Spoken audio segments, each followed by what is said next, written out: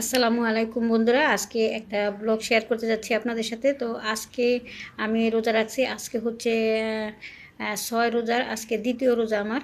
তো আজকে দ্বিতীয় রোজার ইফতারের জন্য কি কি নিছি সেটা আপনাদের সাথে শেয়ার করতেছি। সেই সাথে 29 রমজানের ইফতারিতে কী ছিল এবং 30 রমজানের ইফতারিতে কী ছিল সেটাও আজকে আপনাদের সাথে একই সাথে শেয়ার করব, কারণ ওই ব্লগগুলো শেয়ার করা হয় না। তো 3টা ইফতারি আপনাদের সাথে শেয়ার করতে যাচ্ছি। তো আজকে দ্বিতীয় 6 রোজা আমার।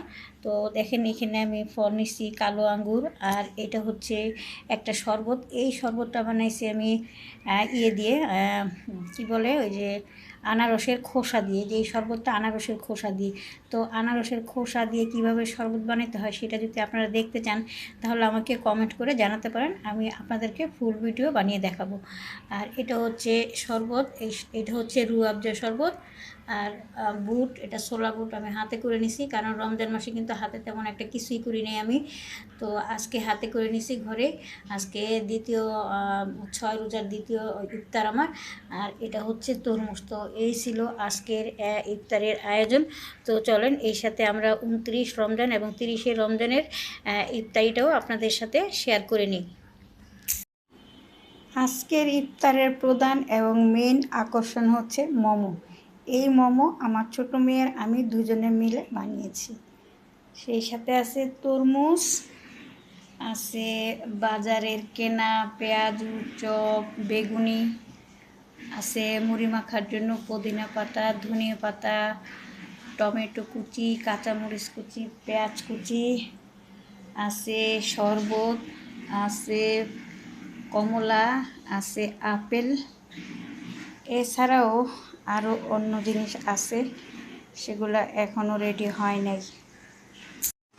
আজকে হচ্ছে 30 রমজান। 30 রমজানের ইফতারির দেখেন, এটা হচ্ছে হালিম। আর এখানে মুড়ি মাখার জন্য রেগুলার যা যা নিই তা তা নিছি। আর এইখানে হচ্ছে কমলা আর আপেল। আর এটা হচ্ছে খেজুর। খেজুরগুলো এখনই আনছে, খেজুর শেষ হয়ে গেছে। তো আজকে খেজুর আনছে, আজকে খাবো, যা থাকবে তারপরে খাবো। আর এটা হচ্ছে ট্যাং দিয়ে বানানো শরবত। শরবত আজকে একটাই শরবত, সব কিছু শেষ হয়ে গেছে। আর এটা হচ্ছে বাঙ্গি।